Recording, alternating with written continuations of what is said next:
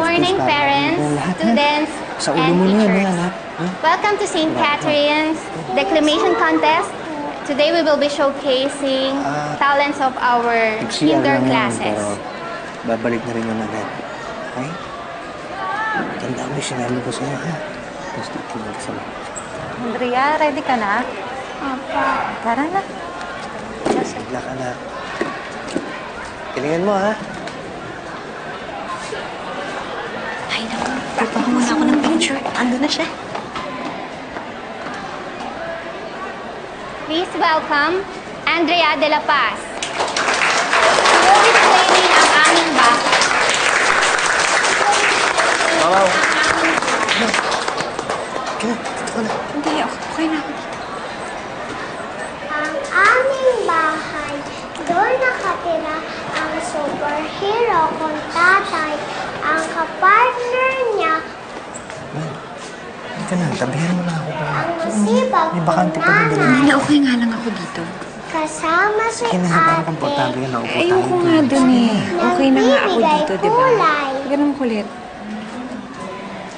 Puno Gusto ko makita nagpagmamahal. na magkasama tayo. Man, ayoko nga umupo Yan dyan. ang aming Dito lang ako. bahay. Kung gusto mo, ikaw na lang. Mama, Papa,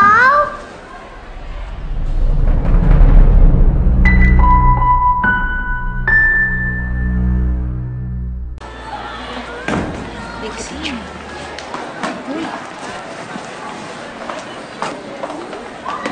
Ano ba kayong dalawa? Talagang dito niyo pa pinapakita na may problema kayo? Pasensya na ako eh. Gusto ko lang naman na magkatabi kami doon sa upuan para makita ni Nini. Magkatabi kami nanonood doon. Eh, hanggang kailan kayo magiging ganito sa isa't isa, ha? Lalo ka na, Melanie. Alam ko, hirap ka. Pero huwag niyo na pahirapan yung anak niyo.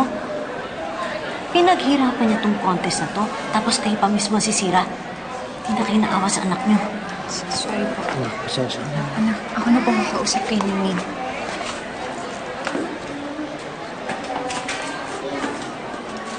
Paano ko ba ayusin? Hanggang ngayon, galit pa rin sa akin. Ang bawat kilos ko na lang, mali. Alam ko naman na kahit hindi niya sabihin sa akin. Alam kong ako yung sinisisi niya sa pagkawala ni Munding. O di yan, ha? Damay pa rin siningin sa galit niya. Pag-usapan niyo itong mabuti. Sa tingin ko naman sa nangyari ngayon, parang matatauhan na si Melanie. At mukhang kapakanan ni Ningning isipin niya. Upo niyo na ako.